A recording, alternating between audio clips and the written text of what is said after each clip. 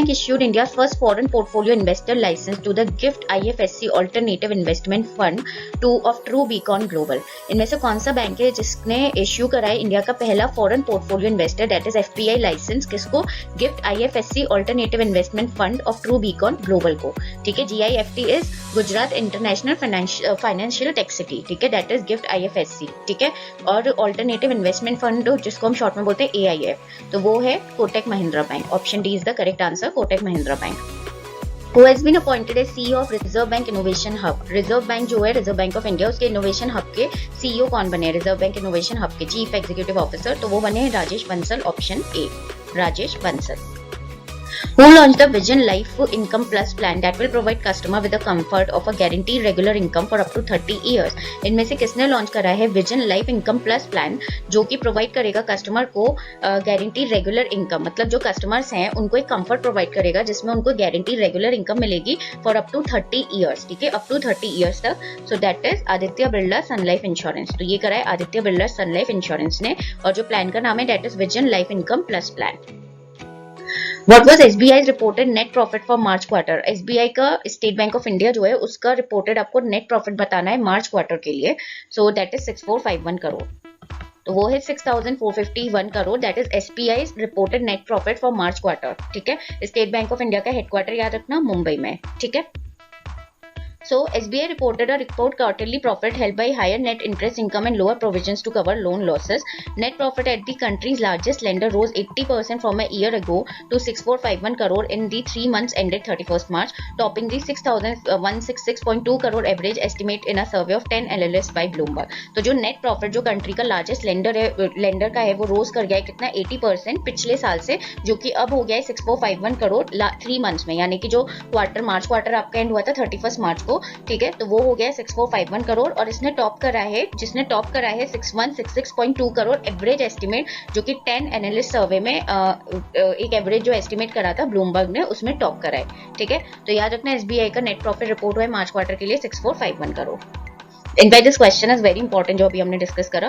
Read the following statements about scheduled banks. ठीक है, हमने एक दिन अभी नॉन शेड्यूल्ड बैंक्स पे पढ़ा था, राइट? अभी आई गेस हमारा लास्ट सेशन ही था, लास्ट टू लास्ट होगा. तो अब शेड्यूल्ड बैंक्स पे ये कुछ आपको 3 पॉइंट्स दिए हुए हैं, तो आपको बताना है करेक्ट स्टेटमेंट कौन सा है. ठीक है, उसमें इनकरेक्ट शायद बताना था. तो पहला देखो, scheduled banks are banks that are listed in the second schedule of the RBI act 1934. Scheduled banks वो होते हैं जो कि सेकंड शेड्यूल में लिस्ट होते हैं RBI एक्ट 1934 में. Yes, that is very true. तो ये सही है.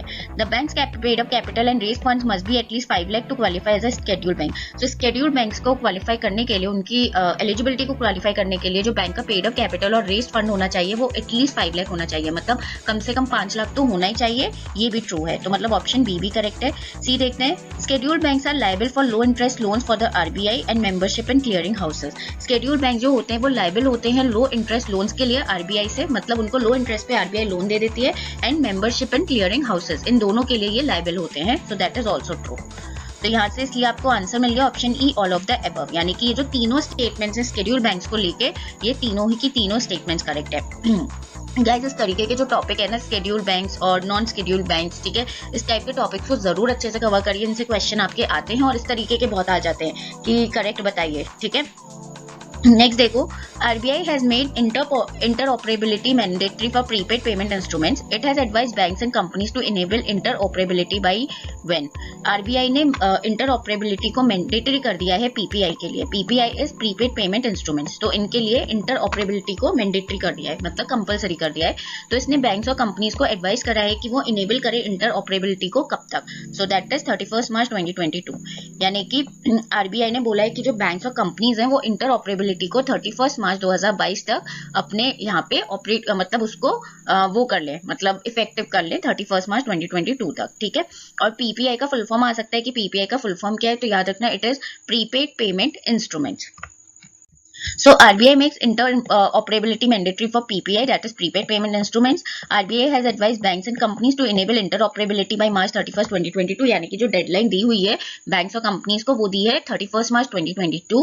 Users will now be able to send and receive money from different mobile wallets. इसका मतलब क्या है प्रीपेड पेमेंट इंस्ट्रूमेंट्स का, कि जो यूजर्स हैं वो भेज सकते हैं और मनी को रिसीव कर सकते हैं डिफरेंट मोबाइल वॉलेट से.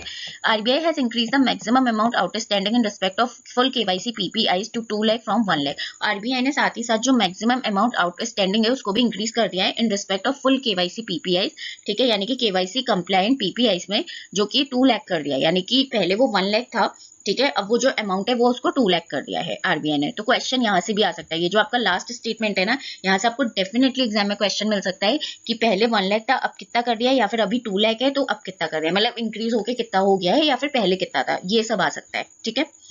So guys, here we are done with your daily banking awareness and 7-minute session. Hope you people like the session. Hit the like button if you like the session. Don't forget to share with your friends, and yes, don't forget to subscribe the channel and do hit this bell icon. Please don't forget to hit this bell icon and do check out the links at the top of the description as well as which are pinned in the comment section.